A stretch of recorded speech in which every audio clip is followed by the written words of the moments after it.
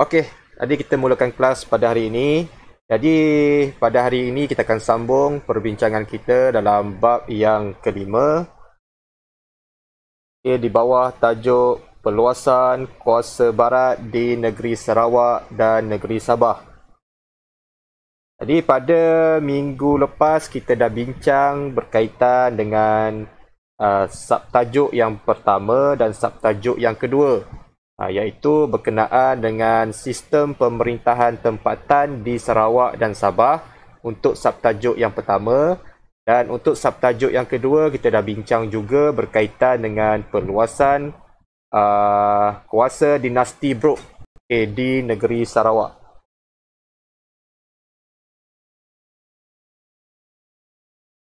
Okey, jadi pada hari ini kita akan bincang berkaitan dengan subtajuk yang ketiga di bawah tajuk Perluasan Kuasa Syarikat Borneo Utara British di negeri Sabah. Jadi juga harap pada hari ini awak dapat memahami tentang bagaimana kuasa SBUB ataupun Syarikat Borneo Utara British meluaskan kuasa mereka di negeri Sabah. Kalau Sarawak kita ada dinasti Brooke, keluarga Brooke. Di Sabah kita ada SBUB, singkatan kepada Syarikat Borneo Utara British di negeri Sabah. Setakat ni ada apa-apa soalan nak tanya?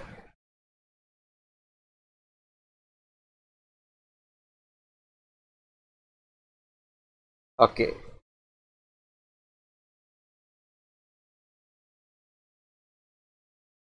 Okey, pertama sekali kita tengok kenapa SBUB berminat untuk menguasai Sabah.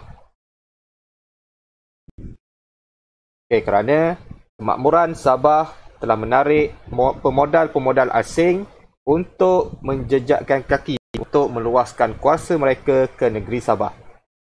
Iaitu yang pertama dari segi kedudukan yang strategik. Yang mana Sabah terletak di tengah laluan di antara China dan Singapura.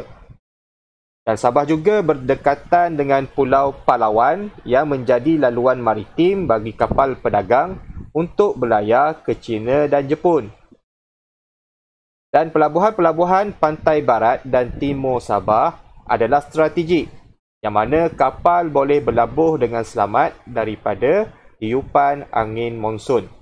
Itu yang pertama, kenapa kuasa barat berminat untuk meluaskan kuasa di Sabah, iaitu dari segi kedudukannya yang strategik.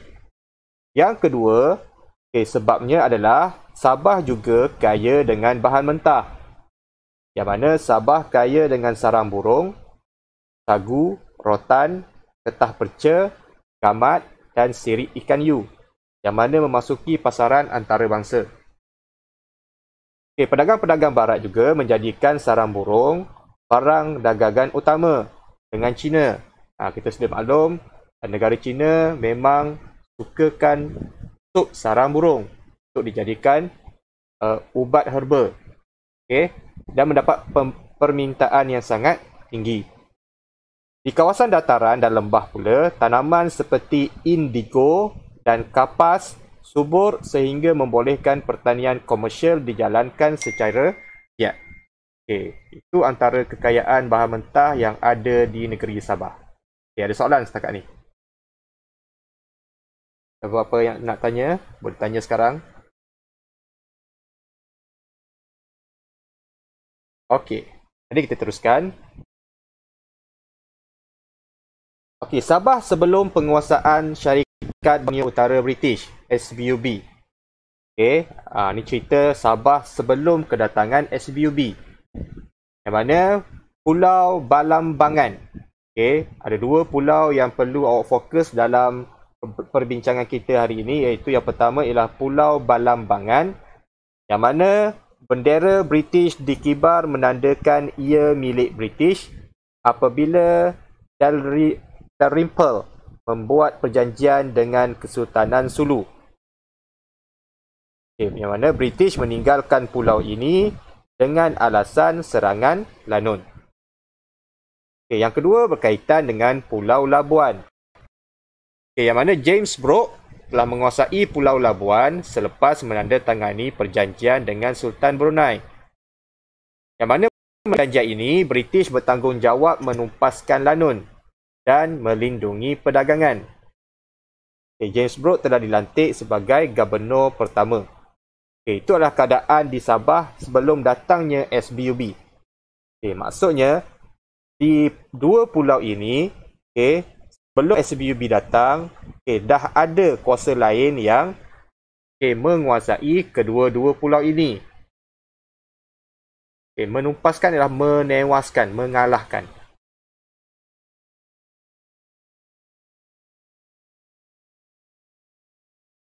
Okay. Jadi Pulau Balambangan sebelum SBUB datang, telah dikuasai ataupun telah dijajaki oleh British. Tapi British meninggalkan pulau itu dengan alasan serangan lanun. Manakala Pulau Labuan pula telah dikuasai oleh James Brooke. Yang mana selepas James Brooke menandatangani perjanjian dengan Sultan Brunei dan James Brooke dilantik sebagai Gubernur pertama di Pulau Labuan. Itu cerita sebelum SBUB datang. Ada soalan?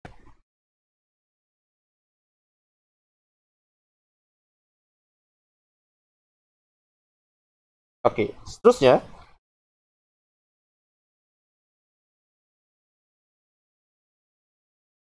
Bagaimana SBUB mula bertapak di negeri Sabah? Ini kena faham betul cerita dia. Tengok dia punya carta alih dia. Tengok daripada atas sampai bawah. Yang mana SBUB bukan dia terus dapat Sabah. Ada cerita dia. Sedikit demi sedikit. Dan cerita tentang SBUB ni, SBUB ialah sebuah syarikat. Syarikat yang menguruskan perdagangan. Syarikat yang menguruskan perniagaan. Jadi kebanyakan cerita di Sabah ni lebih kepada mereka ingin menguasai ekonomi. Kenapa dia nakkan Sabah? Kerana Sabah kaya dengan sumber-sumber ekonomi. Sebab itulah syarikat Borneo Utara Britain ni berminat untuk menduduki Sabah. Dia bermula, yang mana Sabah kita sedia maklum, kita dah bincang sebelum ni, kita dah bincang yang mana Sabah ni terbahagi kepada dua. Sebelah barat dan sebelah timur. Yang mana sebelah barat negeri Sabah adalah milik Kesultanan Brunei. Manakala sebelah timur pula adalah milik Kesultanan Sulu. Boleh faham? Jadi Sultan Brunei, Sultan Brunei yang memiliki Sabah. Yang mana Charles Lee Moses, seorang pedagang, seorang ahli perniagaan juga, telah menyewa Sabah daripada Sultan Brunei pada tahun 1865 selama 10 tahun.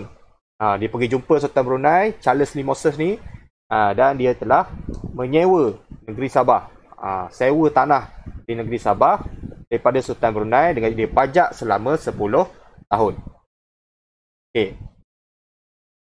Kemudian dalam tempoh 10 tahun itu, Charles Lee Moses ni pula telah menjual haknya kepada J.W. Torrey dan T.B. Harris dan menjadikan Kimanis sebagai pusat perdagangan mereka. Dalam tempoh 10 tahun tu, dalam masa tempoh 10 tahun tu, dia telah sewakan pula, dia telah jual pula hak dia tu. Hak sewaan dia tu kepada J.W. Torrey dan T.B. Harris.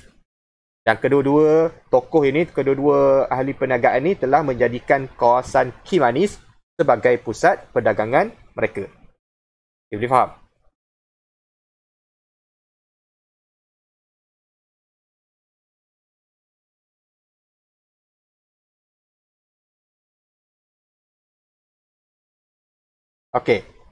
Seterusnya, Torrey pula menjual haknya kepada Baron Gustavus von Overbeck. Dalam tempoh 10 tahun tadi ni, sebab dia sewa 10 tahun, dalam tempoh 10 tahun itu ada beberapa peristiwa berlaku. Satu, Charles Lee Moses jual kepada Torrey dan Harris. Kemudian Torrey pula jual hak dia kepada Baron Gustavus von Overbeck. tanah tersebut. Dan kemudian One Overbeck ni pula bekerjasama dengan Alfred dan Edward Dan, dua beradik, untuk memajukan negeri Sabah. Kemudian Alfred dan Edward Dan ni pula telah pajak sebelah lagi Sabah. Yang tadi dengan Sultan Brunei, dia hanya pajak Sabah sebelah barat, sebab Brunei hanya berkuasa di sebelah barat sahaja.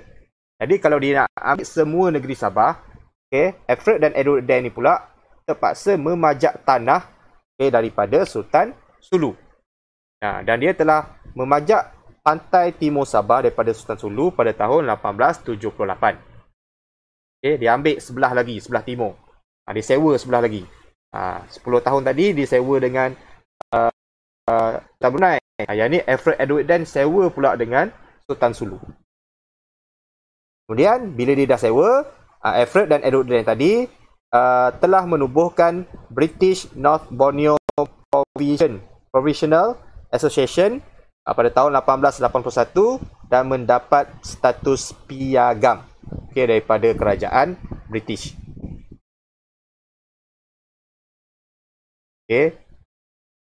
Kaya, memang kaya. Diorang ni memang seorang pedagang yang besar. Piagam. Piagam ialah satu, kita panggil ni nak cakap satu jaminan. Piagam ialah satu jaminan daripada kerajaan British, yang mana kalau apa-apa berlaku kepada mereka akan dibantu, akan di-backup oleh kerajaan British, melalui tentera dan sebagainya. Itu adalah piagam, mana mendapat status yang sah, mendapat pengikrar dari kerajaan British. Itu piagam. Boleh, Jagnesh. Dan pada tahun 1888, Borneo Utara menjadi negeri naungan British, yang mana SBUB berupaya memerintah Borneo Utara pada sehingga tahun 1942. Sebelum tu dia hanya sebuah syarikat biasa. Tapi pada tahun 1888, Borneo Utara ni telah menjadi sebuah syarikat yang dinaungi oleh British, dan dinamakan sebagai Syarikat Borneo Utara British. Dan mereka telah memerintah negeri Sabah sehinggalah tahun 1942, sebelum Sarawak, Sabah dan Tanah Melayu telah diserang oleh Jepun pada tahun tersebut. Setakat ni ada soalan?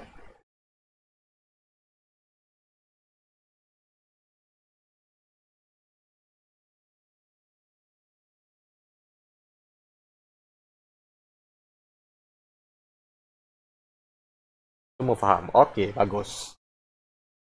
Okey. Perluasan kuasa SBUB. Syarat menerima piagam. Tadi ada yang bertanya tentang apa itu piagam.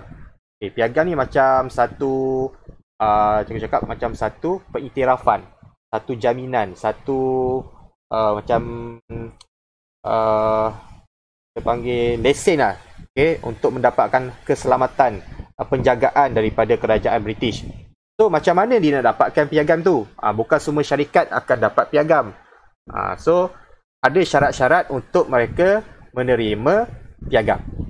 Yang pertama sekali syarat dia, SBUB perlu menerima penasihat British. Bila apa-apa urusan dengan British, bila memerlukan piagam daripada kerajaan British, British mesti nak untung. British bukan dia buat perjanjian saja-saja, yang tak memberikan keuntungan kepada dia. Asalnya, syarikat Borneo Utara adalah sebuah syarikat, bukan milik kerajaan British, tapi sebuah syarikat dan yang menguruskannya adalah orang British. Dia hanya sebuah syarikat sahaja. Tapi bila syarikat ni, dia bila berurusan sendiri, dia tak ada jaminan. Tak ada jaminan keselamatan, terutamanya dari segi keselamatan. Dari segi kewangan, dia tak ada backup. Jadi dia perlu mendapatkan piagam. Piagam ni jaminan daripada British, apa-apa yang berlaku British akan tolong. Asalnya dia hanya sebuah syarikat sahaja. Dia daripada British, tapi dia bukan milik British pada asalnya. Boleh, Kathleen? Okey, so untuk mendapat pengiktirafan daripada British, mendapat perlindungan daripada British, dia perlu mendapatkan piagam. Okay, so untuk mendapatkan piagam, British bagi syarat. Yang pertama, SBUB perlu mendapat ataupun perlu menerima seorang penasihat British. Okay, itu yang pertama. Yang kedua, perlu memelihara adat resam, agama dan undang-undang tempatan. Maknanya di Sabah tu dah ada penduduk, dah ada kaum dia, dah ada penduduk dia, dan dah ada dia punya undang-undang dia sendiri mengikut kaum masing-masing. Jadi menjadi tanggungjawab SBUB untuk memelihara adat resam, agama dan undang-undang tempatan. Jangan kacau. Okey, yang ketiga, perlu melantik pegawai tadbir yang diakui oleh British. Tak boleh sewenang-wenangnya lantik. Mesti pegawai tu diakui. Diakui ni dah disahkan. Okey, disahkan oleh British. British setuju. Baru boleh lantik.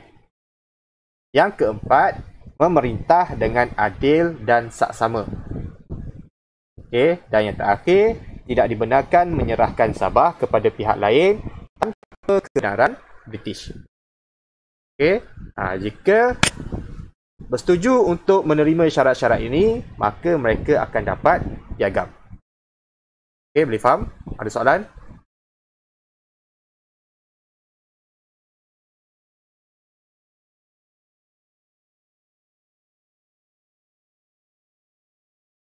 Okey. Seterusnya, piagam diraja memberikan kuasa kepada SBUB untuk memiliki Sabah. Mengiktiraf kedudukan SBUB sebagai wakil kerajaan British. Dengan adanya piagam tadi tu, membolehkan SBUB untuk terus memiliki Sabah.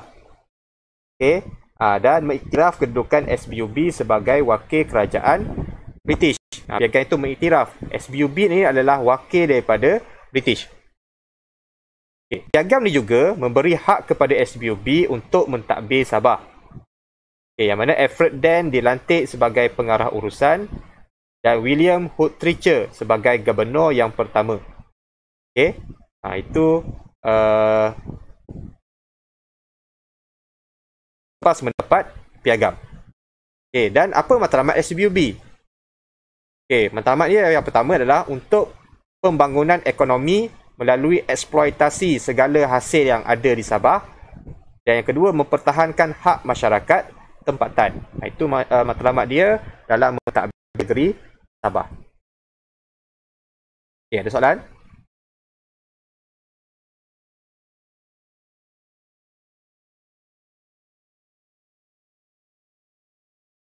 Okey.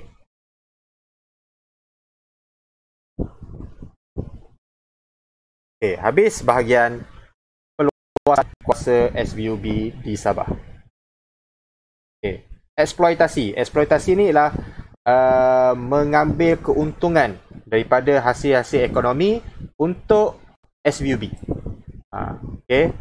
Mengambil keuntungan daripada hasil ekonomi untuk SBUB. Untuk SBUB, bukan untuk orang lain. Itu adalah eksploitasi. Susan?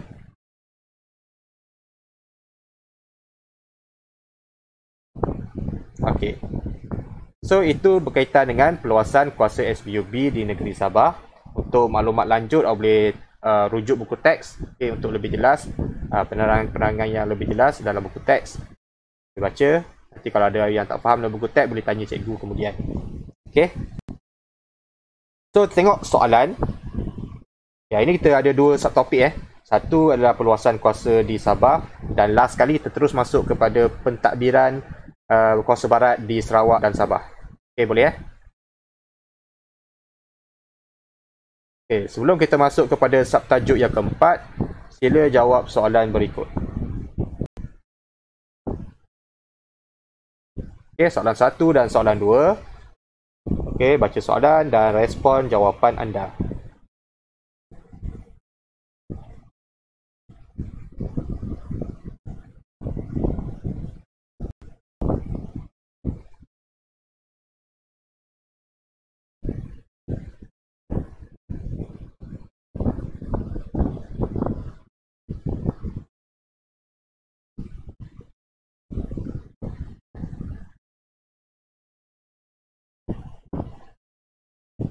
Okey, soalan 1 dan soalan 2.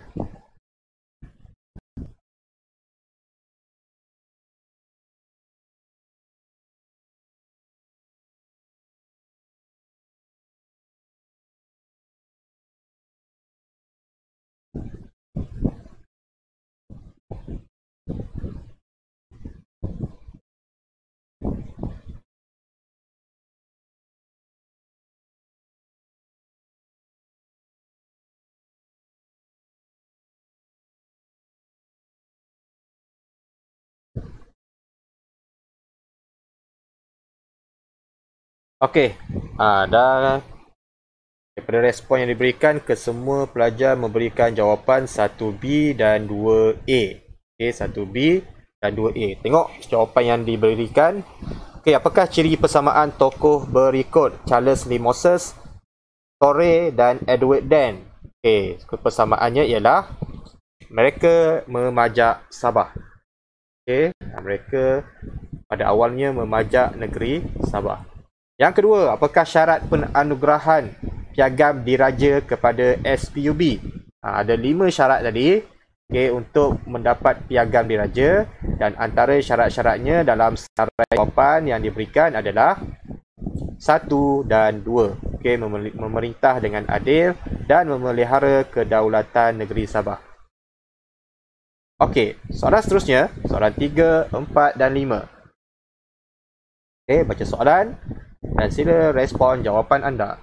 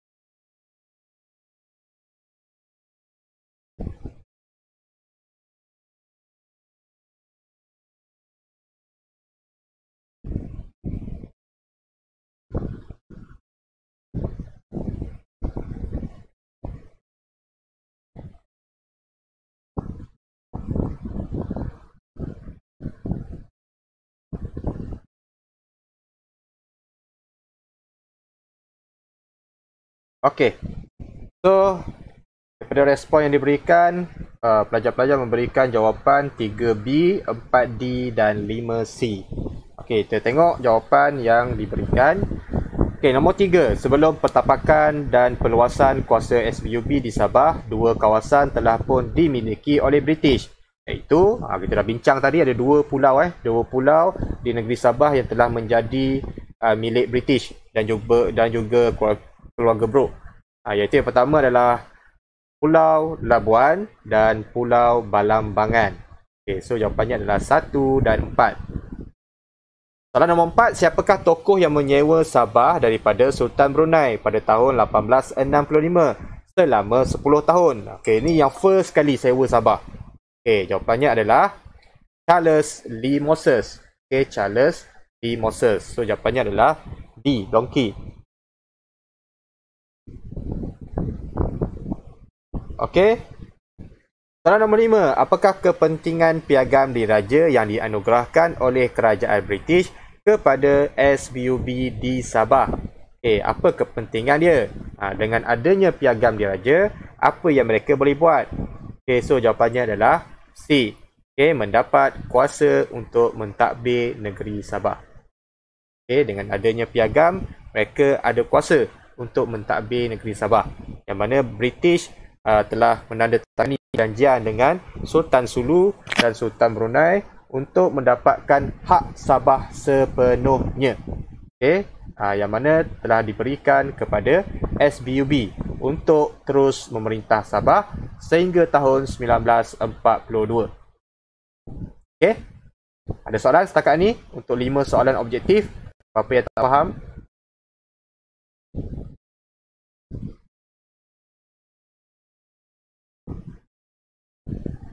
Okey. Terusnya tengok pada soalan subjektif. Okey, soalan subjektif ini merupakan soalan struktur ataupun soalan A. Dua-dua boleh buat. Okay, jelaskan tindakan yang dilakukan oleh tokoh-tokoh berikut dalam sejarah Sabah. Okay, ini macam soalan essay, bahagian C. Okay, jelaskan tindakan yang dilakukan oleh tokoh-tokoh berikut dalam sejarah Sabah.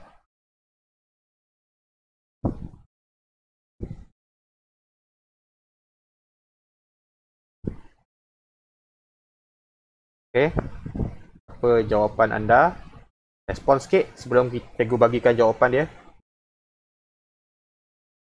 Okay, apa Charles Lee Moses buat dan apa Alfred dan Edward Dan buat?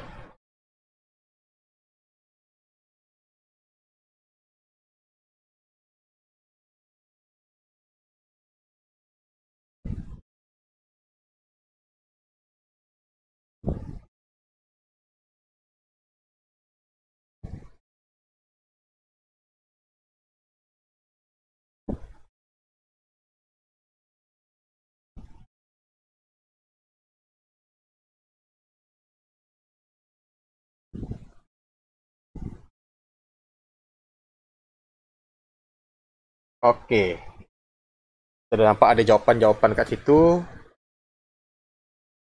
Okey, dua tokoh ni adalah yang bertindak untuk memajak Sabah sebenarnya. Okey, dua-duanya bertindak ataupun tokoh dia punya peranan orang yang memajak negeri Sabah.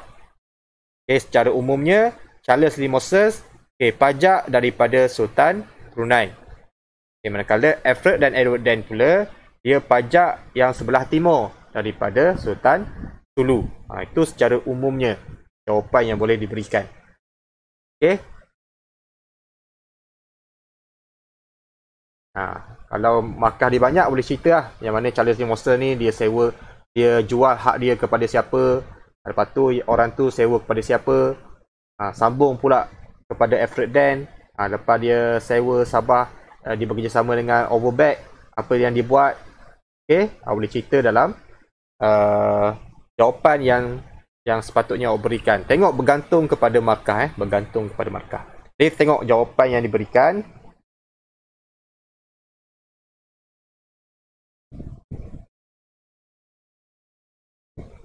Okay, untuk yang pertama, Charles Lee Moses telah menyewa Sabah daripada Sultan Brunei selama 10 tahun. Okay, kita dah tengok dia ada jawapan itu. Okay, so boleh beri jawapan yang betul. Okey, yang nombor 2, Alfred dan Edward Dan telah memajak pantai timur Sabah daripada Sultan Sulu pada tahun 1878.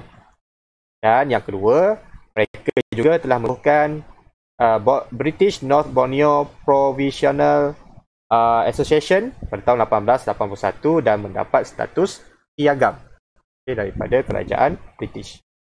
Okay, itu adalah cadangan jawapan untuk soalan yang pertama. Okay, boleh screenshot dan tulis dalam testpad. Dan simpan dalam file. Kalau boleh buat satu file satu file untuk sejarah. Mana-mana yang awak tulis tu awak masukkan dalam file.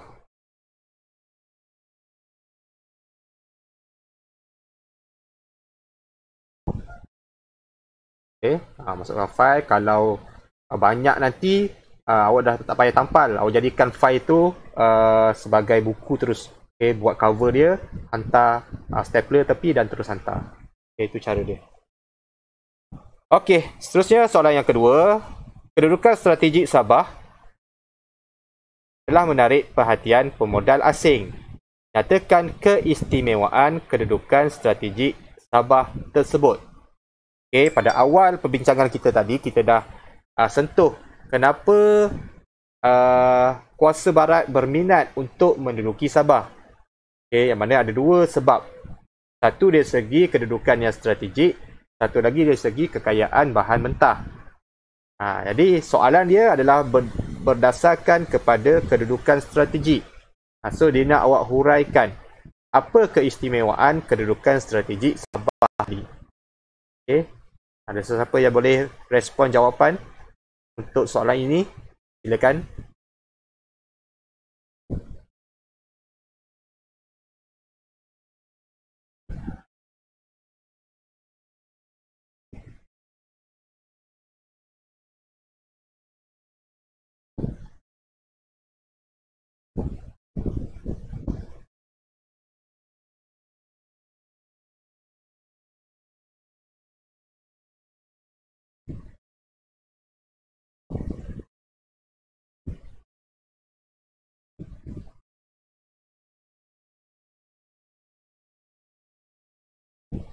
Ada yang boleh respon jawapan? Atau terus tunggu jawapan dari cikgu?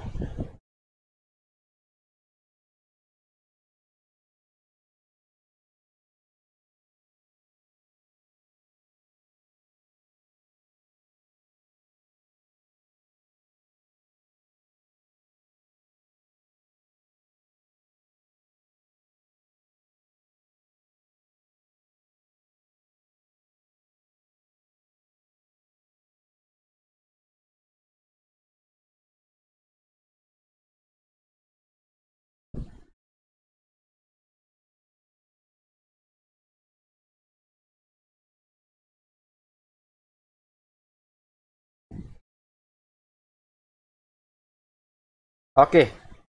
Kita tengok ada beberapa jawapan yang telah diberikan. Selamat daripada angin monsun. Okey, Sabah berada di tengah-tengah laluan China dan Singapura. Okey. Berada di tengah laluan perdagangan antara China dan Singapura. Okey, SBUB sama dengan okey. SBUB sebelum ditubuhkan SBUB, sebelum didapat piagam, nama ni adalah British North Borneo Provisional Association. Okey, itu nama asal dia. Okey, so bila dia pun mohon piagam daripada kerajaan British.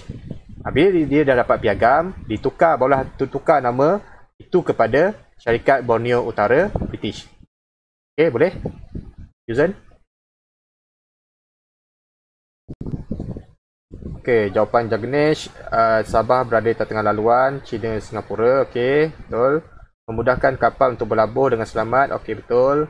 Okey, Sabah berhampiran dengan Pulau Palawan yang merupakan laluan maritim. Okey, sangat tepat, sangat betul. Okey, Sabah penting aktiviti perdagangan yang melibatkan Kepulauan Sulu sehingga ke ini. Okey pun boleh ada dalam buku teks. Sabah juga berhampiran dengan pulau. Okey, betul. Kapal boleh berlabuh dengan selamat daripada angin monsun. Okey. Sabah mempunyai banyak pelabuhan yang di sepanjang pantai timur dan barat pun boleh. Okey, itu jawapan-jawapan yang anda yang boleh diterima. Okey, dan ada dalam perbincangan kita tadi dan ada dalam buku teks. Okey, so cadangan jawapan yang diberikan adalah okey, ni soalan esei Sabah terletak di laluan maritim antarabangsa iaitu antara China dan Singapura. Sabah juga berhampiran dengan Pulau Palawan yang menjadi laluan kapal dagang ke China dan Jepun. Ini penting untuk aktiviti perdagangan melibatkan Kepulauan Sulu hingga ke New Guinea dan juga Australia. Okey. Selain itu, Sabah mempunyai pelabuhan semula jadi yang strategik di sepanjang pantai barat dan timur pun ada yang berikan jawapan itu. Okay, pelabuhan ini terlindung daripada angin monsun, ada jawapan. Kapal-kapal selamat berlabuh, contohnya pelabuhan Teluk Gaya. Okay, kedudukan istimewa inilah yang menarik perhatian pemodal asing untuk menguasai Sabah. Okay, itu antara contoh jawapan yang diberikan. Okay, boleh screenshot dan salin dalam test pad. Okay, kalau boleh cara awak salin tu, okay, awak dah screenshot. Okay, awak tulis dalam test pad soalan dia. Okay, sebelum awak salin jawapan, cuba tulis sendiri tanpa rujuk jawapan dulu. Boleh ingat tak? Mana kalau boleh tulis sendiri, maknanya benda tu dah ada kukuh dalam fikiran kita, dalam diri kita. Itu lebih baik berbanding awak salin je terus. Tak ada masalah kalau nak salin terus pun boleh. Tapi dari segi ilmu belajar sejarah, untuk cepat ingat, kita test dulu otak kita. Okay, macam mana kita nak ingat fakta sejarah. Okay.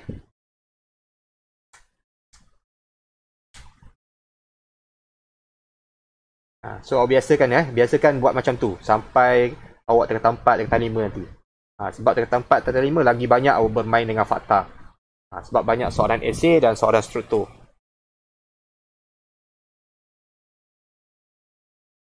Okey. Dah screenshot? Boleh cikgu teruskan kepada slide seterusnya? Okey.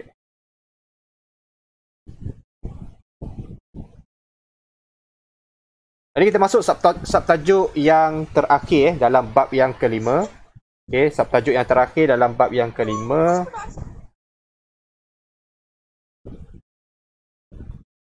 Ya, ada soalan. Siapa tadi? Suara. Kalau tak ada apa-apa boleh tutup mic Kecuali ada soalan siapa-siapa yang ada soalan yang tak nak type, dia boleh tanya di mic. Dan tanya secara voice. Okey, boleh cikgu benarkan, tak ada masalah. Okey, subtajuk yang terakhir adalah bentuk pentadbiran Sabah, bentuk pentadbiran Barat di negeri Sarawak dan juga negeri Sabah. Okey, kita bincang dalam dua negeri sekaligus. Okey, yang mana kita akan bincang tentang Sarawak, kita akan bincang macam mana Kuarsa Barat mentadbir negeri Sabah. Okey. Okey, pelbagai perubahan pentadbiran telah dilaksanakan oleh dinasti Brooke di Sarawak dan SBUB di Sabah. Okey, bagi mengeksploitasi ekonomi dan mengukuhkan kuasa politik dalam pentadbiran mereka. Okey, perubahan ini memberi kesan terhadap pentadbiran dan kehidupan masyarakat di Sarawak dan Sabah.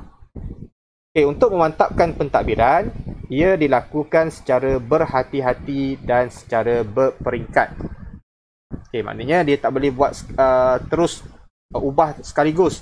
Okey, ubah secara total sekaligus tak boleh.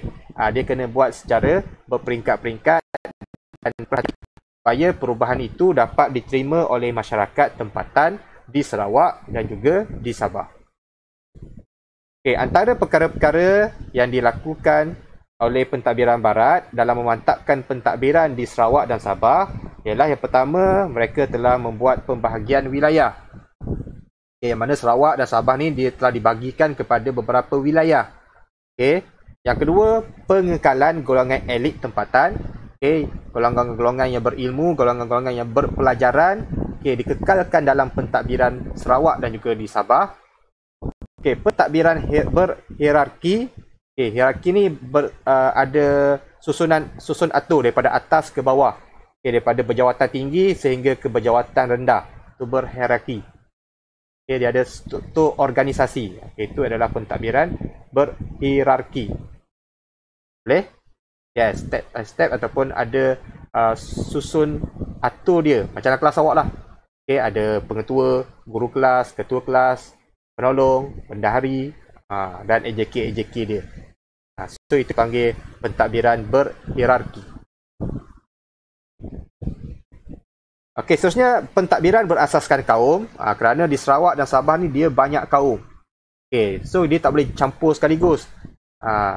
So mereka perlu buat pentadbiran yang berasaskan kaum masing-masing. Terakhir sekali, ada undang-undang. Okay? Dalam apa-apa pentadbiran sekalipun, yang paling penting adalah dari segi perundangan ataupun undang-undang. Okay, itu antara perkara yang dilakukan oleh pentadbiran Barat untuk memantapkan lagi pentadbiran mereka di Sarawak dan Sabah. Ada soalan setakat ni?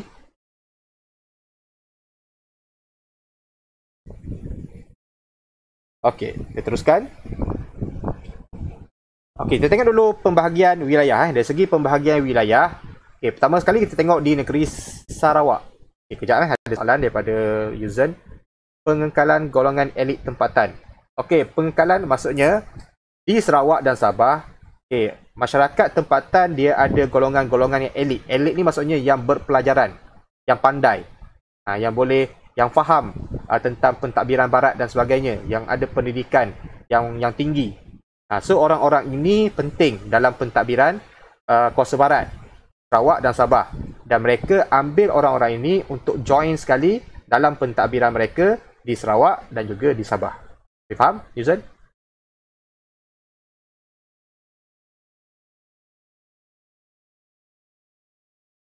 Okey. Jadi kita bincang dulu dari segi pembahagian wilayah. di Sarawak, di negeri Sarawak. Yang mana pembahagian wilayah dilakukan bagi membolehkan pentadbiran dijalankan dengan lebih berkesan. Maksudnya keluarga Brooke dia tak boleh nak kontrol semua. Okay, dia terpaksa bahagi-bahagikan. Sebab Sarawak ni besar. Okay, Sarawak dan Sabah ni satu negeri yang besar. Jadi dia tak boleh mentadbir sekaligus. Dia nak pergi ke Kuching dalam masa yang sama nak pergi ke Miri. Okay, so memakan masa yang lama. Jadi dia perlukan wakil-wakil dia untuk menjaga setiap kawasan. Jadi dia telah bahagikan Sarawak ini kepada beberapa wilayah. Yang mana pada peringkat awal je, James Brooke telah membahagikan Sarawak ni kepada 3 bahagian. Pada peringkat awal hanya 3 bahagian saja untuk negeri Sarawak. Kemudian pengganti kepada James Brooke iaitu Charles Brooke telah tambah lagi 2 bahagian. Menjadikan kesemua sekali wilayah menjadi 5 wilayah. 5 bahagian. Setiap bahagian dipecahkan kepada daerah dan kampung. Setiap bahagian itu pula ada daerah dan dalam daerah tu ada kampung. Sempadan kawasan menjadi asas pemilikan dan penguasaan dinasti Brooke. Sempadan kawasan menjadi asas pemilikan dan penguasaan dinasti Brooke. So setiap bahagian tu dia ada sempadan dia lah. Sempadan untuk setiap bahagian. Dia menandakan penguasaan dia lah untuk setiap bahagian. Sampailah sempadan di negeri Sabah. So 5 bahagian seperti mana di slide tu boleh tengok. Bahagian pertama kawasan apa. Bahagian kedua kawasan-kawasan yang ada sampailah kepada kawasan bahagian kelima. Bahagian kelima tu adalah yang berhampiran, yang bersebelahan dengan sempadan negeri Sabah. Limbang, Terusan dan juga Lawas. Itu adalah yang paling hampir dengan negeri Sabah. Soalan setakat ni?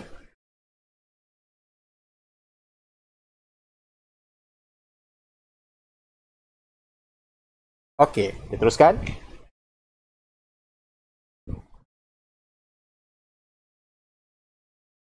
Okey, pada awalnya, tadi di negeri Sabah, di negeri Sarawak, ini adalah pembahagian wilayah di negeri Sabah. Apa beza dia tengok pada awalnya SPUB hanya membahagikan Sabah kepada 2 residensi. Kalau di Sarawak dipanggil bahagian. Ada 5 bahagian. Di Sabah, bahagian itu dipanggil sebagai residensi. Pada awalnya Sabah ni SPUB telah bahagikan Sabah kepada 2 residensi sahaja, iaitu dipanggil sebagai Residensi Pantai Timur yang berpusat di Sandakan dan Residensi Pantai Barat yang berpusat di Jesselton. Pada tahun 1922, kawasan pentadbiran terdiri daripada 5 residensi. Kemudian bermula tahun 1922, pentadbiran itu diluaskan lagi. Telah dipecahkan lagi menjadi 5 residensi yang mana mempunyai 17 buah daerah. Dan setiap residensi ketuanya adalah residen. Senang nak ingat. Residensi ketuanya adalah residen. Dan daerah diketuai oleh pegawai daerah dan dibantu oleh penolong pegawai daerah. Dan ketiga-tiga pegawai ini adalah daripada golongan British ataupun berbangsa Inggeris ataupun Eropah. Dan 5 residensi adalah seperti dalam slide tu. Residensi yang pertama adalah di Kudat. Residensi yang kedua adalah di Pantai Barat yang berpusat di Jesselton. Residensi yang ketiga di Sandakan. Residensi yang keempat pedalaman, kawasan pedalaman. Dan residensi yang kelima adalah di kawasan Tawau. Kudat tempat. Kudat adalah sebuah sekarang ni daerah di negeri Sabah. Kudat. Ada soalan lain?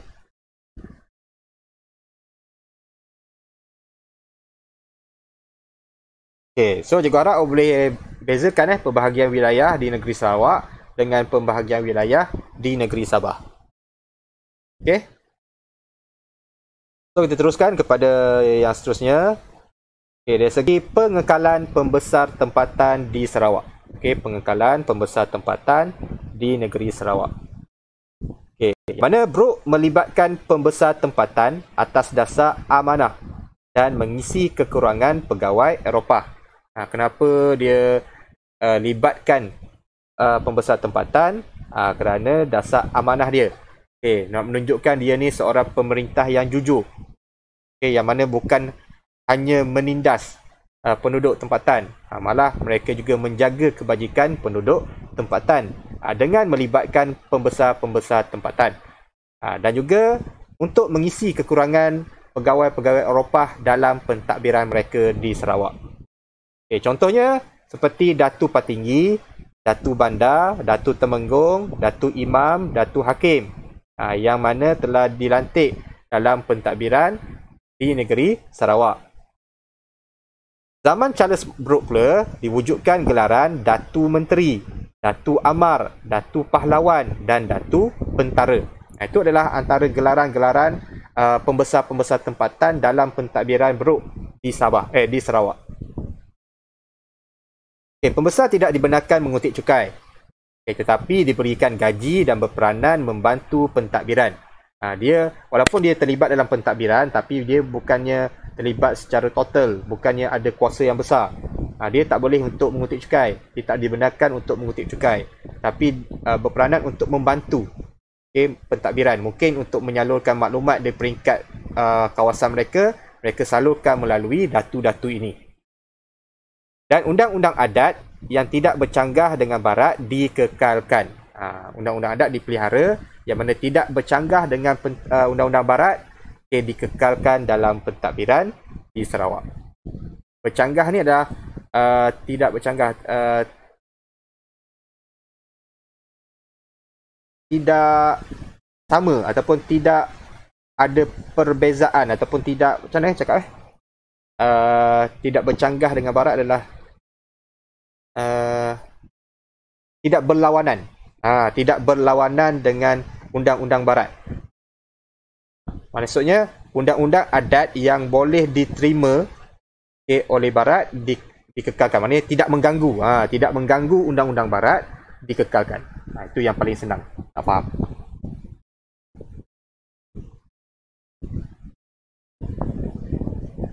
Kalau undang-undang barat ni yang mengganggu, mana kalau laksanakan undang-undang adat itu telah menyalahi undang-undang barat, itu dihapuskan. Kalau undang-undang adat ni diamalkan tapi tak mengganggu undang-undang barat, diteruskan. Okey, boleh faham?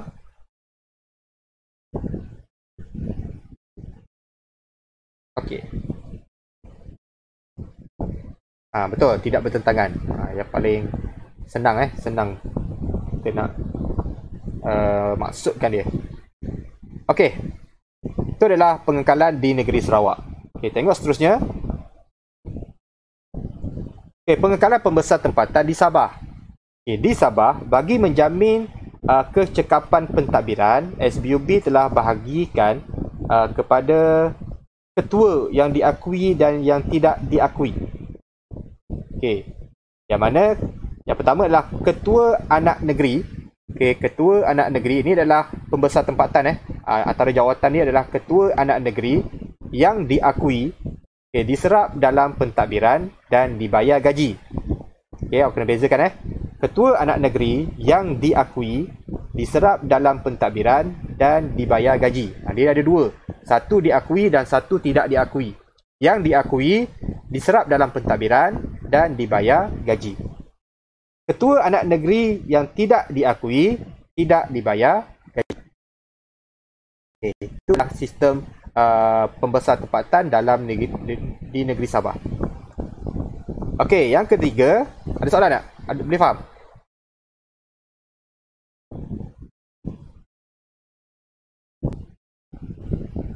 Okey. Yang ketiga, institusi peribumi utama seperti institusi ketua anak negeri, ketua kampung ataupun orang tua gelaran di Sabah dan mahkamah anak negeri. Okey, yang itu semua diakui. Okey, diteruskan. Institusi peribumi utama, institusi ketua anak negeri, orang kampung, ketua kampung ataupun orang tua dan mahkamah anak negeri diteruskan. Ketua bergaji, ketua anak negeri yang ada gaji berperanan memelihara keamanan dan peraturan boleh mengutip cukai kepala dan mentadbir secara adil dan saksama. Ketua anak negeri juga bergelar orang kaya-kaya. Membantu pegawai daerah menjadi hakim di mahkamah anak negeri dan membantu magistrat. Banyak istilah-istilah yang kena faham dalam di Sabah ni. Ketua pembesar tempatan yang paling tinggi jawatan dia dalam negeri Sabah adalah berjawatan Ketua Anak Negeri. Dan dia berperanan untuk membantu pegawai daerah dan dia menjadi hakim di mahkamah anak negeri dan membantu magistrat di mahkamah-mahkamah yang lain. Boleh faham?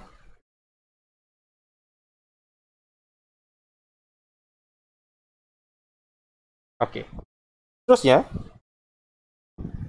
dari segi pentadbiran berhierarki di Sarawak, yang mana raja mengetuai pentadbiran. Atas sekali adalah raja dan dibantu oleh dua majlis. Majlis tertinggi dan majlis negeri. Kemudian, presiden mengetuai pentadbiran di setiap bahagian. So, maksudnya di Sabah atau di Sarawak, yang menjaga setiap bahagian adalah berjawatan residen. Iaitu di Kuching, Simanggang, Marudi, Sibu dan Lawas. Bahagian dibahagikan kepada daerah yang diketuai oleh pegawai daerah. Manakala pentadbiran di peringkat kampung diketuai oleh penghulu. Senang je.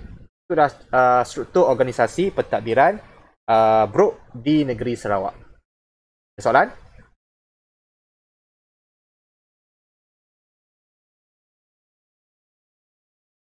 Okey, kita teruskan. Manakala di negeri Sabah pula, dia punya struktur dia macam kompleks sikit. Kita tengok diketuai oleh Gubernur. Diketuai oleh Gubernur yang bertanggungjawab kepada lembaga pengarah syarikat di London. Sebab kita sedia maklum, di negeri Sabah yang mentadbir Sabah adalah sebuah syarikat. Yang mentadbir Sabah adalah sebuah syarikat. Majlis ada perbezaan. Majlis ada perbezaan. Ini di negeri Sarawak tadi Zamir.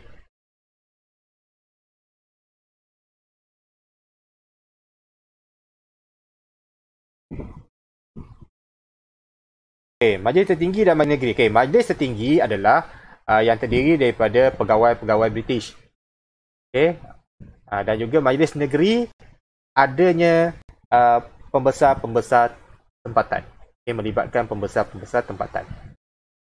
Ada tak penerangan secara detail dalam buku teks? Cikgu tak bawa balik buku teks lah. Ada penerangan detail tak tentang majlis tertinggi dan majlis negeri?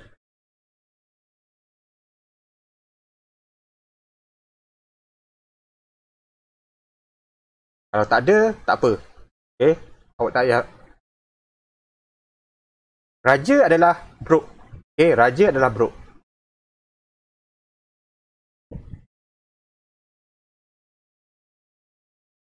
Raja adalah Brok.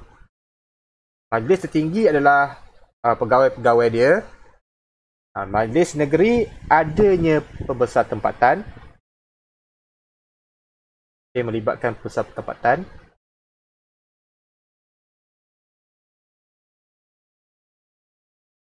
Dalam majlis tinggi ada juga pembesar tempatan yang paling tinggi. Ketua-ketua setiap pembesar, ketua-ketua setiap kaum ada dalam majlis tinggi.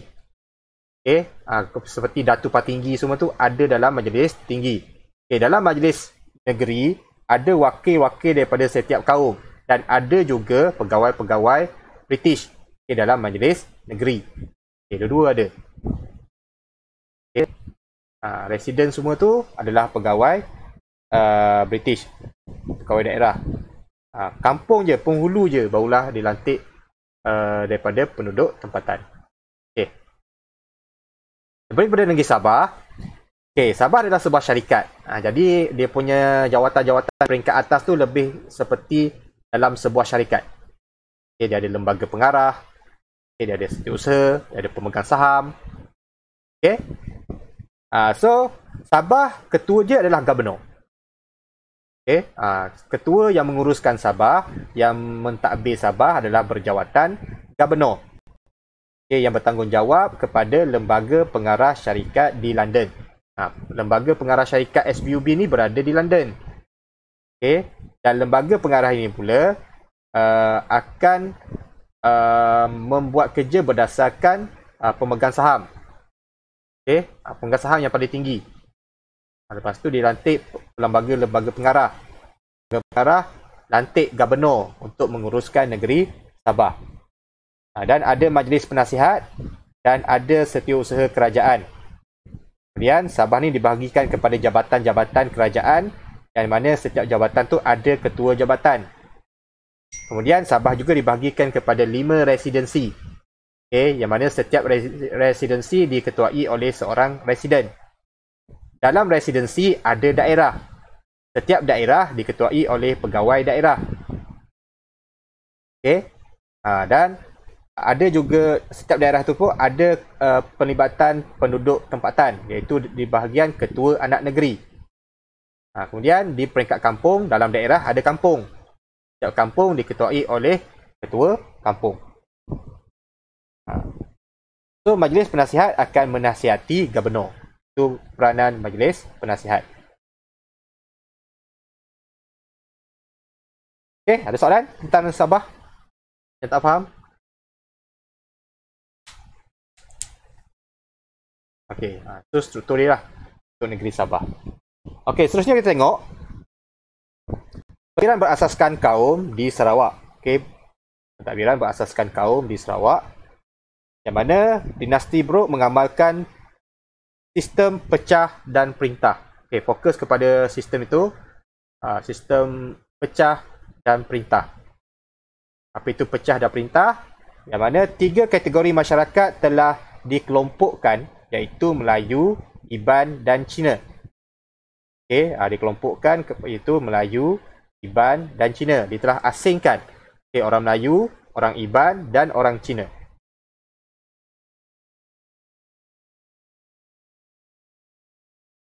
Okey, yang mana orang Melayu dalam pentadbiran, okey, orang Melayu tugas dia dalam pentadbiran.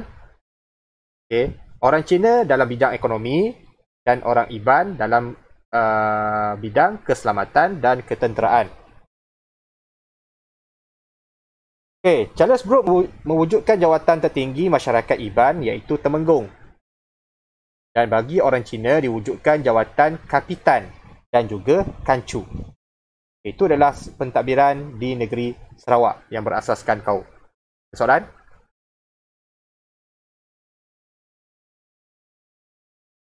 Okey, faham Okey, seterusnya di negeri Sabah. Okey. Pentadbiran berasaskan peribumi di Sabah. Okey, berasaskan peribumi di Sabah, yang mana pentadbir dikenali sebagai penolong pegawai daerah. Okay, pentadbir dikenali sebagai penolong pegawai daerah, memberikan kesan kepada pentadbiran kerajaan peringkat tempatan. Dan ketua-ketua etnik berperanan dan dipilih berdasarkan personaliti dan kepakaran. Okay, itu maklumat tentang pentadbiran berasaskan kaum di Sabah. Maksudnya di Sabah, dia ikut kaum. Okay, dia ikut kaum, kaum Kadazan Dusun, dia punya ada ketua-ketua dia, dan kawan-kawan lain pun ada ketua-ketua dia sendiri.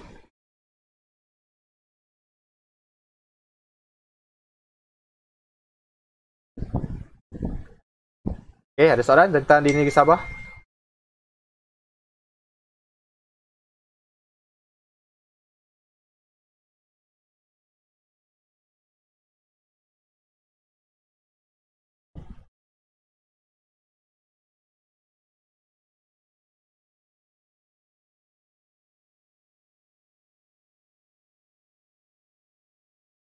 Okey. Cikgu rumuskan Okey, di Sabah diperintah oleh SBUB. Okey, diperintah oleh SBUB. Di peringkat kampung, okey, di peringkat daerah, okey, dia ada kaum-kaum yang tinggal di kawasan itu. Okay, di setiap daerah, dia bukannya semua daerah tu ada kaum yang sama. Tak. Mungkin di bahagian residensi 1 kaum lain. Residensi 2 ada kaum lain. Jadi, di setiap residensi tu, di setiap daerah dalam residensi tu, dia bahagikan, selain daripada dijaga oleh pegawai daerah, dia juga ada pentadbiran yang berasaskan peribumi di Sabah. Maksudnya di setiap daerah tu, contohnya di kawasan Tawau ada masyarakat Kadazan Dusun. Okay, jadi dia ada pentadbiran Kadazan Dusun di sana yang menggunakan undang-undang adat. Okay? Dan ketua-ketua etnik ni, ketua-ketua kaum ni dipilih berdasarkan kepakaran mereka.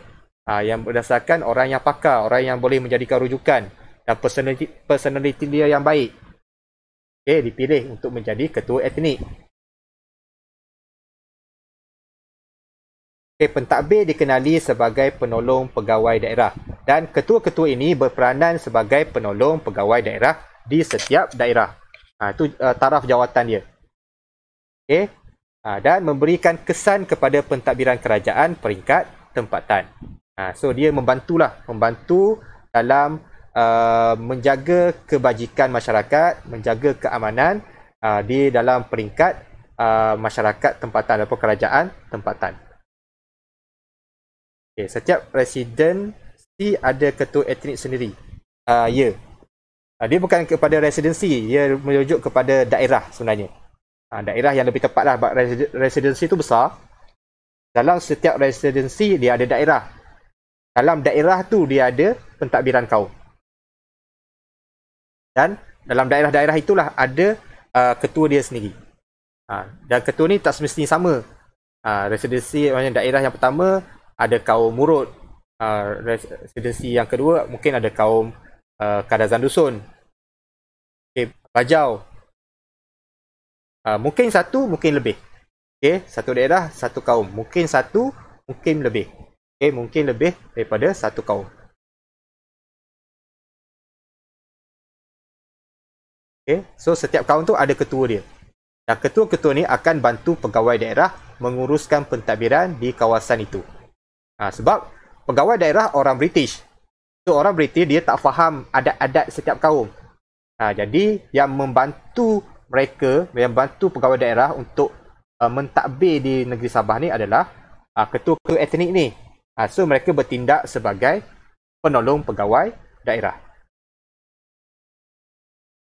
Boleh Yuzan? Boleh? Yang lain? Boleh? Boleh faham?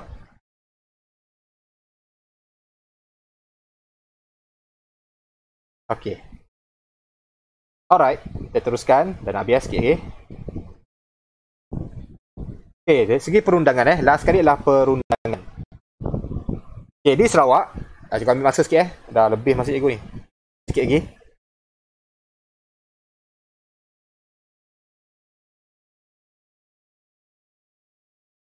Okay, di Sarawak, undang-undang 8 perkara diperkenalkan pada Januari 1842. Mahkamah diwujudkan dengan diadili oleh raja dan dibantu oleh ketua magistrat. Ada mahkamah di negeri Sarawak. Mahkamah residen diwujudkan di setiap bahagian. Residen bertindak sebagai magistrat.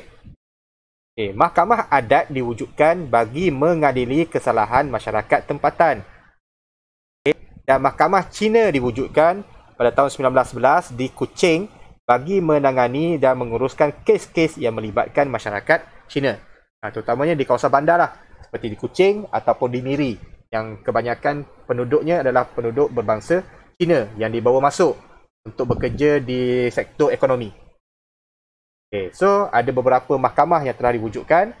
Yang pertama, mahkamah umum, mahkamah yang paling besar.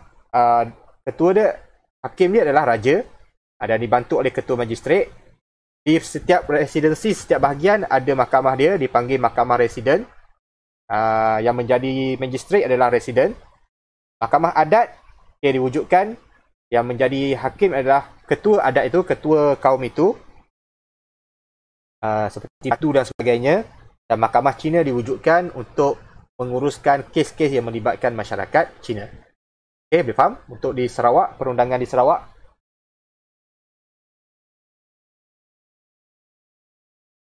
Okey. Last sekali adalah perundangan di Sabah.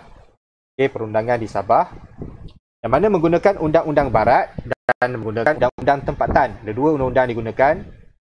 Pun sama diwujudkan mahkamah. Ada dua mahkamah diwujudkan. 4 mahkamah in total. Ya, betul. Okey, secara umumnya macam tu. Okey, ada 4 mahkamah di sistem mahkamah di negeri Sarawak.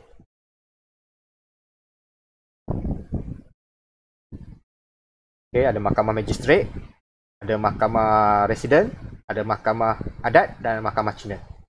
Okey, di Sabah ada mahkamah juga. Okey, ada dua mahkamah utama. Mahkamah magistrate dan mahkamah anak negeri. Mahkamah magistrate menggunakan undang-undang barat. Okey, mahkamah magistrate diadili oleh pegawai daerah. Okey, hakim dia. Manakala mahkamah anak negeri diadili oleh ketua anak negeri, iaitu ketua pembesar tempatan. Okey, itu adalah perundangan di negeri Sabah. Ada soalan?